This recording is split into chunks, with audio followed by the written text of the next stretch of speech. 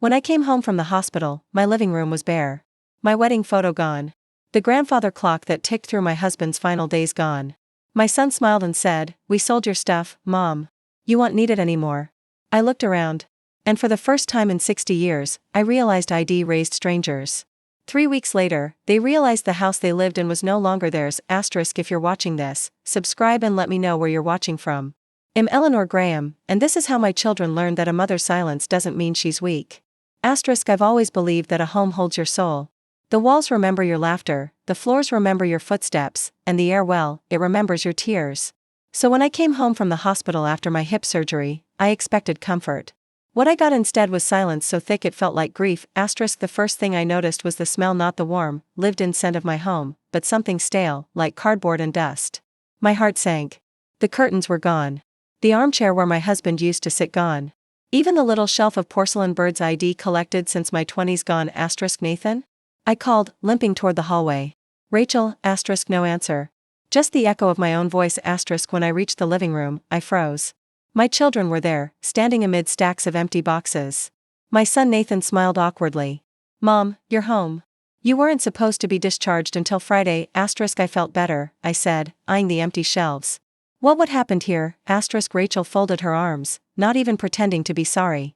"We sold some of your old things. You had too much clutter, Mom. It was time." My fingers trembled. "Clutter?" I whispered. "You mean my husband's record player? My wedding china?" I couldn't even finish. Nathan placed a hand on my shoulder. "Mom, please don't get emotional. We needed to make room.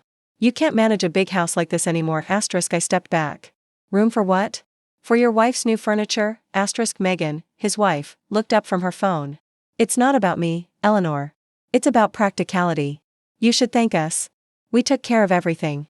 That word everything burned. I turned toward the window, trying to breathe. "You sold my life," I said quietly. Without asking. Nathan sighed, as if I were being dramatic. "You were in the hospital, Mom.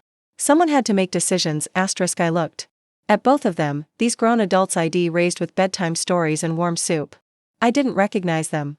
"You didn't even ask." Rachel shrugged. "Mom, you've always been sentimental. But it's time to move on.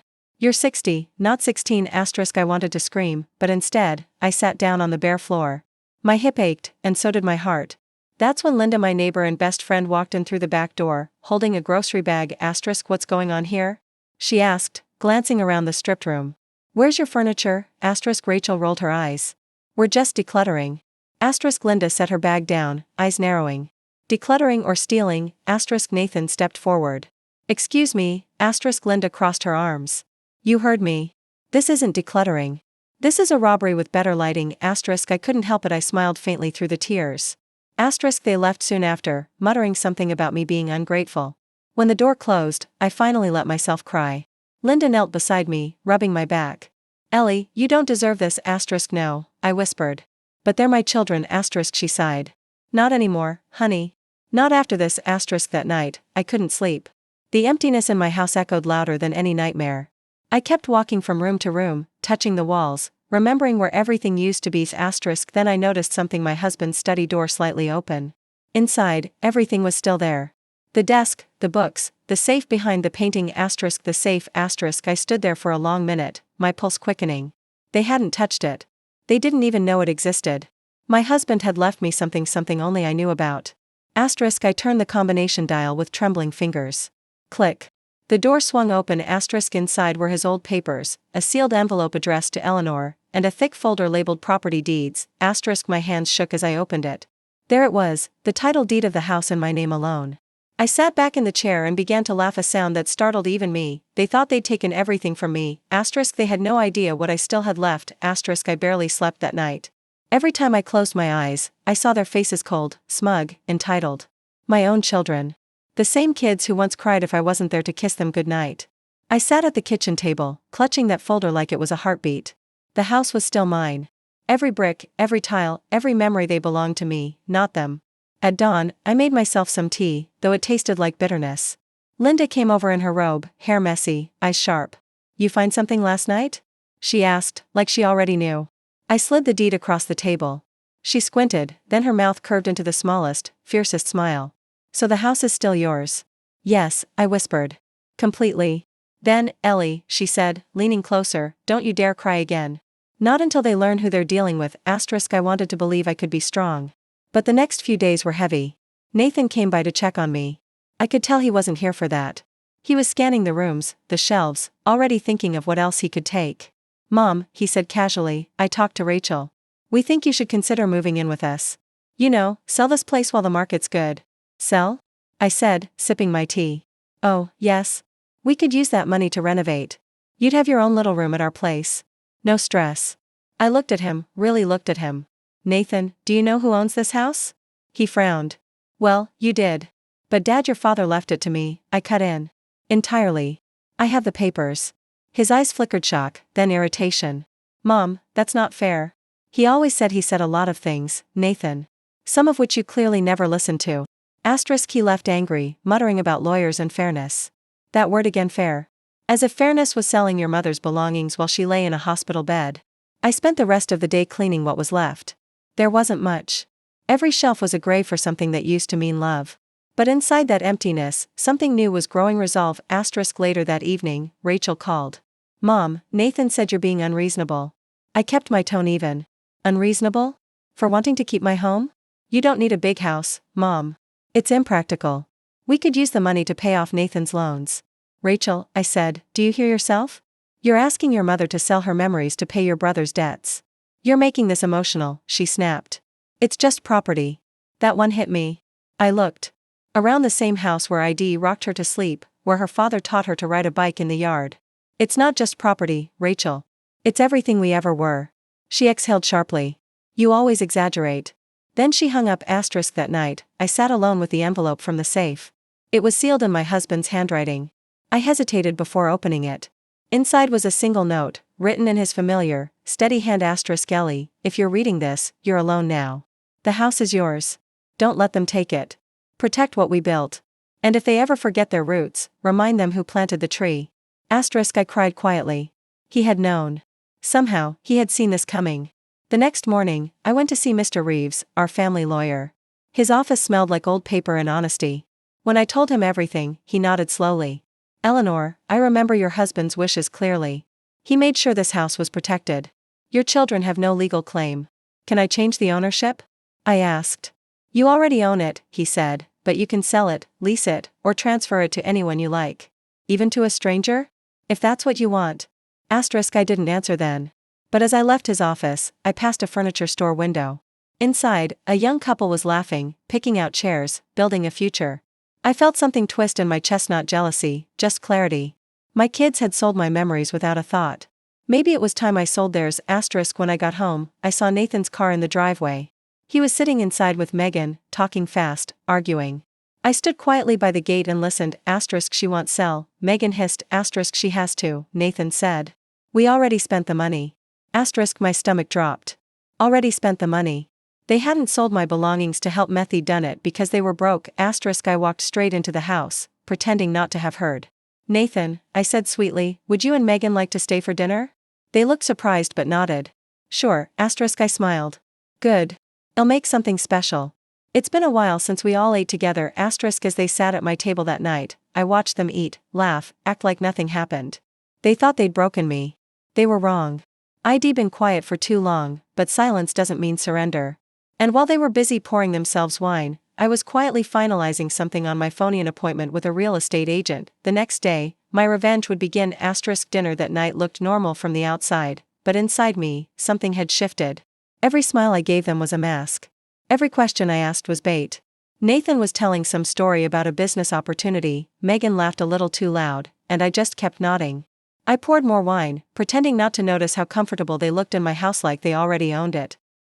So, Mom, Megan said casually, twirling her fork, we've been thinking about how much effort this place must take.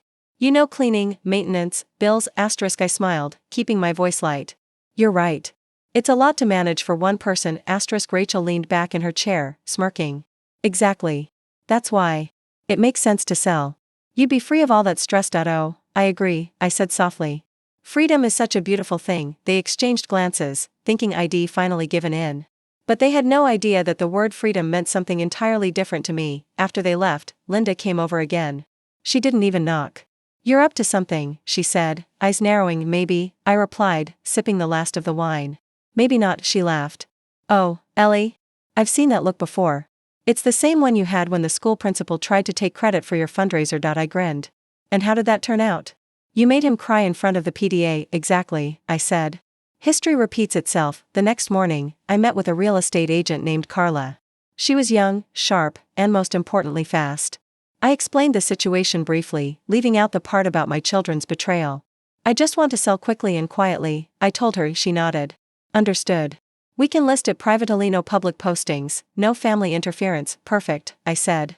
And I want the sale transferred within 2 weeks, if possible. She raised an eyebrow. That's tight, but doable. Are you sure you're ready to let go of it? I paused, looking around the room. I already did, I whispered. For the next few days, I played the part of the fragile, confused mother. I let Nathan believe he was convincing me. I even let Rachel help me organize some papers.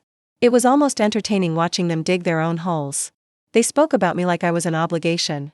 I'd overhear Rachel whispering on the phone, once she signs, we'll finally be done with this drama. What they didn't know was that Mr. Reeves and I had already filed the paperwork. The buyer wasn't a stranger either. It was Linda. We'd worked out a deal. She'd purchase the house in her name, then rent it back to me for $1 a month. Legally, it would be gone from the Graham family forever.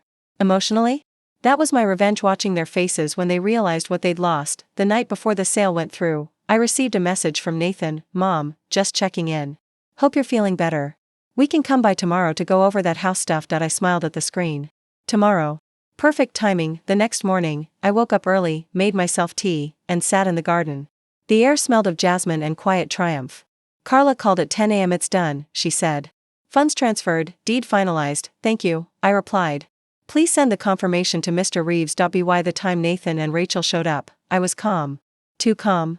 They came in all cheerful, fake smiles plastered on. Nathan clapped his hands together. So, Mom, are you ready to sign those documents? I looked up from my tea. Already did, Rachel frowned. What do you mean? The house is sold. Their faces froze. For a few seconds, no one spoke. Then Nathan laughed nervously. Wait, you mean you finally agreed? That's great. We'll help handle the funds. Oh, you won't have to, I said. It's already taken care of. Rachel's tone sharpened. Who bought it? I smiled faintly. A lovely woman named Linda Carver. It took a second for them to process. Then Rachel's face went pale. You sold it to her? Yes, I said. She made a very generous offer. Nathan's jaw clenched. That's ridiculous, Mom. You can't just but I can, I interrupted softly. It's mine to sell. Remember? Megan, who'd been standing quietly by the door, finally spoke. You can't do this, Eleanor. Where will we live? I set my teacup down carefully. You'll figure it out. You're practical people, remember? The silence that followed was thick and electric. Rachel's eyes glistened with anger. You're punishing us. I said. I'm teaching you. You thought money meant control. It doesn't. Respect does. They stormed out soon after, slamming the door so hard that the windows rattled. Linda appeared minutes later, holding 2 cups of coffee. She handed me one and grinned. So, how does it feel? I took a long sip and smiled. Peaceful, she nodded. And they have no idea what's coming next, do they? I looked out the window at their cars speeding away. Not a clue, because selling the house was only step 1. For the first time in months, I slept soundly. No guilt, no tears, no whispers of betrayal echoing through empty rooms. The house wasn't mine anymore, not legally but in every way that mattered, it still was. I woke to sunlight spilling through the windows, the air cleaner somehow, lighter. Linda was in the kitchen humming and frying eggs like she'd lived there her whole life. Morning, homeowner, I teased, sitting down at the table. She grinned. Morning, tenant. How's it feel? Strange, I admitted. But good strange. I barely got 2 bites of breakfast before my phone started buzzing. Nathan. I let it ring. Then Rachel. Then Megan. 3 calls, 3 ignored. I poured myself another cup of tea. I knew they'd come storming in soon enough. By noon, they did. Nathan first, pushing open the door without knocking, followed by Rachel, red-faced and trembling. Mom, what the hell did you do? She snapped. I looked up from my crossword. Good afternoon to you too. You sold the house to Linda? Are you insane? I folded my paper neatly. Insane would have been letting you sell it out from under me. Nathan's voice cracked. We already told the buyers we'd have it listed next week. We spent money you didn't have, I interrupted. From selling my things, they both froze. I'd never raised my voice to them before. Never. But that day, something in me had finally stopped bending. Rachel crossed her arms. You've embarrassed us. Embarrassed? I laughed bitterly. Rachel, I've been embarrassed for years. Every time I excused your cruelty. Every time I called your greed ambition. Nathan stepped forward, voice shaking. You're being vindictive. No, I said quietly. In being fair, Linda entered the room just then, holding her phone like a badge. Hey, Nathan. Just so you know, I recorded that outburst. Step 1 of trespassing documentation. Rachel glared. You're bluffing, try me, Linda said, her tone calm but lethal. They left soon after, but the silence they left behind didn't feel heavy anymore. It felt earned. For the rest of the week, they sent texts that swung between guilt and threats. One morning, Megan even showed up with flowers, crocodile tears in her eyes. Eleanor, I'm so sorry about everything, she said softly. We were just trying to help yourselves, you mean, I said, not even looking up. She sighed, switching tactics. Do you really want to destroy your relationship with your children over some furniture? I looked her straight in the eye. No, Megan. Over principle. And you should know furniture can be replaced. Trust can't. That night, I sat by the window, the city lights blinking in the distance. I thought about my husband again. Had built this house for us, for our children, and somehow it had turned into a battlefield. I missed him more than ever, but I also knew he'd be proud. Still, revenge, even the righteous kind, leaves a quiet ache. I found myself wondering if I'd gone too far. Maybe I should have forgiven them. Maybe. But then I remembered walking into that hollow house, my life sold off piece by piece, and the ache hardened into clarity. No, this wasn't cruelty. It was consequence. A few days later, I got a letter from the property office confirming the final transfer. The ink wasn't even dry when Nathan showed up again, this time alone. He looked tired, older somehow. Mom, he said quietly, we lost the apartment. I said nothing. He swallowed hard. The investors pulled out. We can't make rent. I don't know what to do. For a moment, I saw the little boy he used to beta, one who used to hide behind my legs when he was scared. My heart twisted. Nathan, I said softly, maybe this is your chance to start over. Learn the value of things that can't be bought. He looked up, eyes wet. Do you hate me? I shook my head. No. But I can't save you anymore. He left quietly, and when the door shut, I exhaled a breath I didn't know I'd been holding. Linda appeared again that evening, holding 2 glasses of wine. You did it, she said, clinking her glass against mine. I nodded. Almost? There's one thing left, I said, smiling faintly. They still don't know who's moving in. She tilted her head. And who is? Someone who'll make sure they can't forget what they did. Linda grinned. You've got something planned, don't you? Oh, yes, I said softly. It's time they learned that a mother's patience isn't the same as permission. 2 weeks later, the neighborhood buzzed with gossip. People whispered about the mystery buyer who'd taken over my house. Nathan and Rachel had been circling the block every other day, trying to figure it out. I'd see them from my window sometimes, arguing in the driveway like ghosts haunting their own mistakes. Linda and I kept quiet, enjoying the show. But today was reveal day. At exactly 10 a.m., a black car pulled up outside my old house. Out stepped Mr. Gregory Shaw, the same lawyer who'd helped me with the sale, and behind him, 2 women in uniform carrying clipboards. Rachel came running out of her car, yelling, Wait! Who's moving in? This is our neighborhood. Mr. Shaw smiled politely. Not anymore, Ms. Hayes. The property is under new ownership. Rachel sneered. Whose? Some stranger? He adjusted his tie. Not a stranger. A foundation. The Whitmore Women's Shelter. The color drained from her face. You're joking. I assure you, I'm not. He said calmly. Mrs. Whitmore donated the entire property to support women starting over after domestic and financial abuse. I watched from across the street, sitting quietly on Linda's porch. Rachel's jaw dropped. Nathan froze. They didn't even notice me until Linda waved morning. She called out cheerfully. You like the new nameplate? Looks beautiful, doesn't it? The golden letters on the gate read, The Eleanor Whitmore Foundation. Rachel's lips trembled. You gave it away? I stood and walked toward them slowly. No, Rachel. I gave it purpose. Mom, that house was supposed to be your inheritance? I cut in. I already gave you everything else, your education, your childhood, my time, my health. You sold those gifts the same way you sold my furniture. Nathan's voice cracked. You're doing this to punish us. I shook my head. No, Nathan. I'm doing this so that one day, when you finally learn what love really means, you'll have something to measure it against. They both stood there speechless as a group of women and children entered the gate, laughing and carrying boxes. One of them, a young mother with a baby on her hip, walked up to me and said softly, Thank you. You have no idea what this means. I smiled. Oh, I do. Rachel turned away, muttering something about humiliation. Nathan followed her, his face pale. They didn't even say goodbye. Later that evening, Mr. Shaw stopped by with the final papers. It's all done, he said, handing me a small envelope. There's a letter inside from the board. They want to name one of the rooms after you. I opened it. Inside was a simple note: the Eleanor room, a place to begin again. For the first time in years, my eyes filled with tears that weren't from pain. He'd be proud, wouldn't he? I asked quietly. Mr. Shaw smiled. More than proud. He'd say you finally learned how to fight your own way. That night, I sat outside under the old oak tree, the same one my husband had planted the year we moved in. I thought about all the birthdays, all the laughter, all the noise that used to fill that home and how silence had replaced it. But this silence felt different. It was peace, not punishment. Linda joined me, holding 2 cups of tea. So, what now, Eleanor? The house is gone, the kids are gone, what's next? I looked at her and smiled. Next? I live. I stop being everyone's mother and start being my own person, she chuckled. You? Retire from mothering? I'll believe it when I see it. I laughed too. Fair. Maybe I'll still mother a little, just the ones who deserve it this time. As the wind rustled through the trees, I closed my eyes and whispered to myself, you can lose a home and still keep your heart, but life has a strange way of circling back. Because a week later, a letter arrived, no return address, just my name scrawled across the front in familiar handwriting.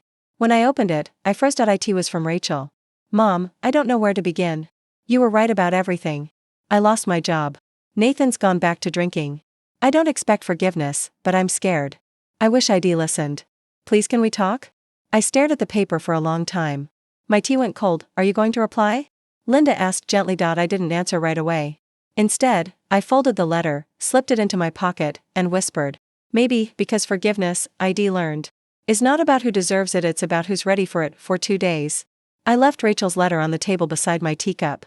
Every time I walked past it, my heart twisted. I had imagined that one day she'd realize the damage she caused, but I never pictured what I'd feel when it actually happened. Pity? Maybe. Relief? A little. But mostly exhaustion. Linda noticed it right away. You've been staring at that envelope like it might explode, she teased softly. I sighed. Maybe it already did.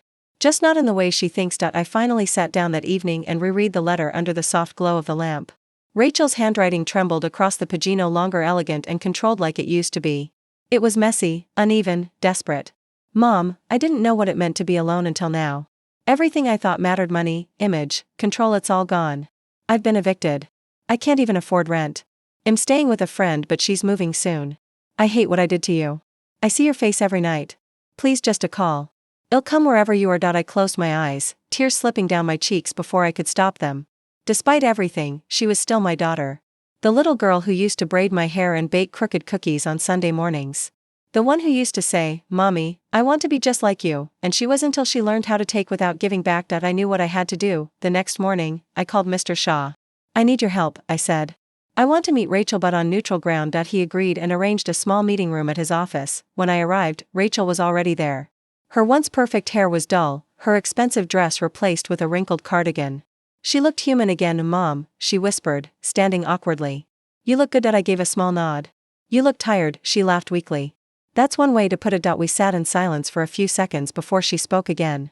I'm sorry, Mom. For everything. For selling your things, for treating you like a burden, for her voice cracked. For forgetting you were the reason I ever had anything. I didn't interrupt. I just let her speak. Because for once, she wasn't talking at me.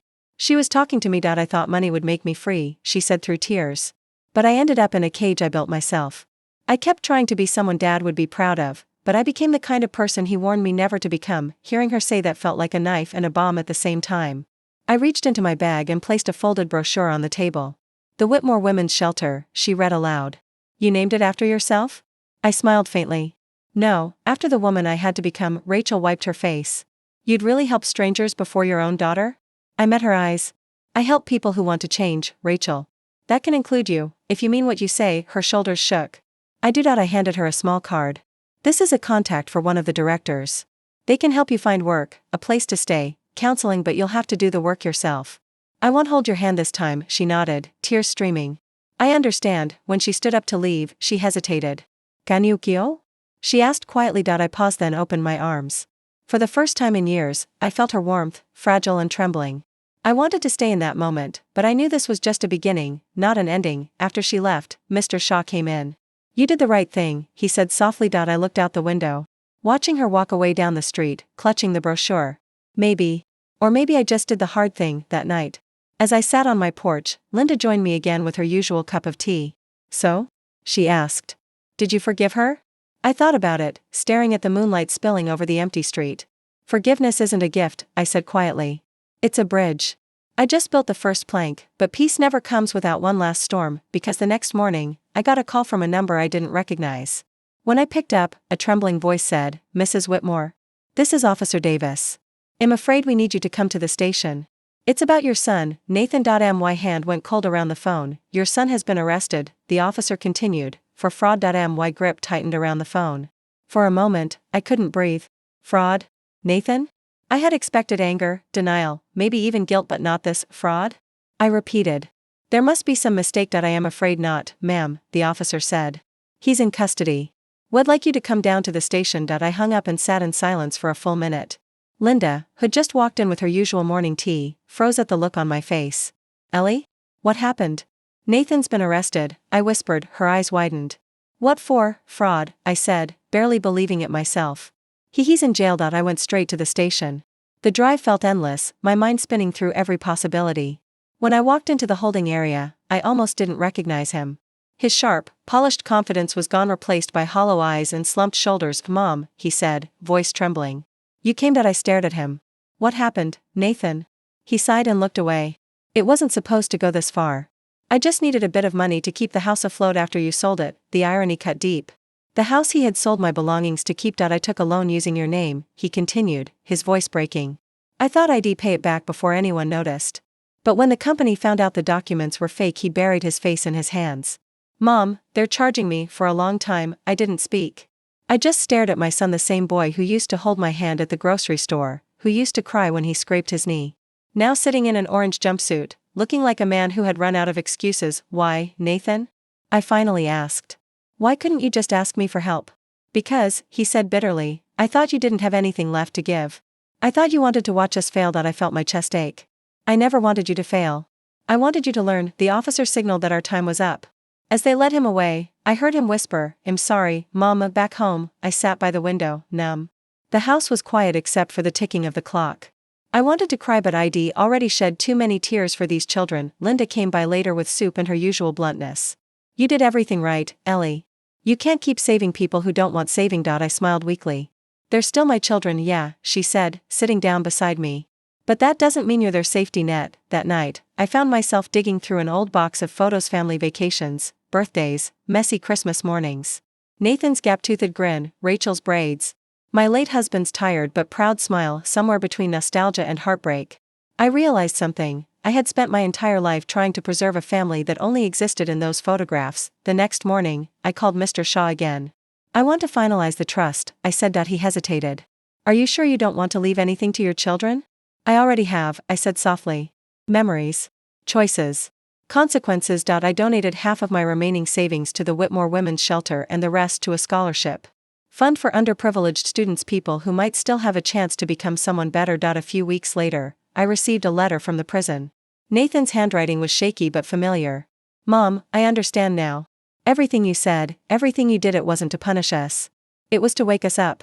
I'm sorry for not seeing you for who you are, the strongest person I've ever known. I hope when I get out, I can start over. Not as your son who took, but as a man who finally learned to give. I folded the letter gently and placed it beside Rachel's. For the first time in years, I felt peace. Not the kind that comes from forgiveness, but the kind that comes from acceptance. That night, I stood outside and looked at the stars. The air was cool, clean, quiet. Linda joined me. As always, feels like you're finally free, she said. I think I am, I replied. But freedom has a cost. You have to let go of the version of your family that only existed in your head, she nodded. So what now? I smiled faintly. Now I live, but just as the calm settled, I got a call the next morning from a woman's voice I didn't recognize. Mrs. Whitmore? She said softly. This is Dr. Patel from the county hospital. Your daughter Rachel was admitted last night. You're listed as her emergency contact. I froze. What happened? She collapsed from exhaustion and malnutrition, the doctor said. She's asking for you. I closed my eyes, took a deep breath, and whispered, I'm on my way. The drive to the hospital was quiet, almost haunting. The same sterile white walls that once witnessed my own weakness now stood before me again. But this time the woman lying behind those doors was my daughter. When I stepped into her room, Rachel looked small, fragile, and pale. Her eyes fluttered open when she heard my footsteps.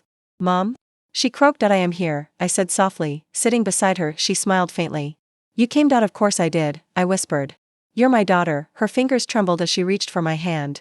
I didn't think you'd forgive me. I didn't, I said gently. But forgiveness isn't a door, it's a path. And you just took the first step by calling me. A tear slipped down her cheek. I was so stupid, Mom. I thought I had everything figured out. You were just lost, I said. We all are, at some point. The difference is whether we stay lost or find our way back. She closed her eyes and breathed deeply. I don't deserve you, maybe not, I said, squeezing her hand. But love isn't about deserving. It's about remembering who someone is, even when they've forgotten themselves. Rachel recovered slowly. I visited her every day for a week, bringing homemade soup, books, and quiet company. We didn't talk much about the past. It hung between us like a fragile glass wall we both feared to touch. On her last day at the hospital, she looked at me and said, Mom, can I stay with you for a while? Not to take, just to help. Maybe cook, clean, do something useful. I smiled. Well, see. For now, focus on getting stronger. Outside, as I walked back to my car, I saw Nathan standing by the fence, escorted by an officer. Had been given early release on probation for good behavior. His eyes met mine across the parking lot. He didn't call out, didn't wave, just bowed his head in quiet acknowledgement. That moment was enough. No grand apology, no drama. Just recognition. Months passed. Life fell into a gentler rhythm. I spent my mornings volunteering at the shelter and my evenings tending the little garden behind my cottage. Rachel would visit on weekends to help plant flowers. Sometimes Nathan would call from his new job at a construction company. The conversations were short but real. One afternoon, Linda showed up with her usual grin. So, Queen Eleanor, she teased, you built a shelter, fixed your kids, and still found time to grow roses? You're unstoppable. I laughed. No, I'm just finally free to live for me. She raised her cup. To peace? To peace, I echoed. As the sun dipped behind the trees, I walked inside and looked around my modest home, the one built from the ashes of betrayal, the one that smelled like lavender and second chances. Every item in that house had a story, every scar on my heart a purpose. I sat by the window, a soft breeze brushing through the curtains. The light hit an old photo on the shelf. Nathan and Rachel when they were little, all smiling. Covered in cake from some forgotten birthday. I smiled back at it, because I finally understood something. You can lose everything, money, possessions, even trust, but as long as you have the strength to rebuild, you are never truly broken. That house wasn't made of bricks or wood. It was made of lessons, forgiveness, and the quiet power of a woman who refused to stay defeated. And for the first time in years, I whispered into the stillness, I'm home. Thanks for listening. If this story touched you, hit subscribe and share it with someone who needs to hear it. Sometimes, the greatest revenge is rebuilding your life until peace becomes your loudest answer.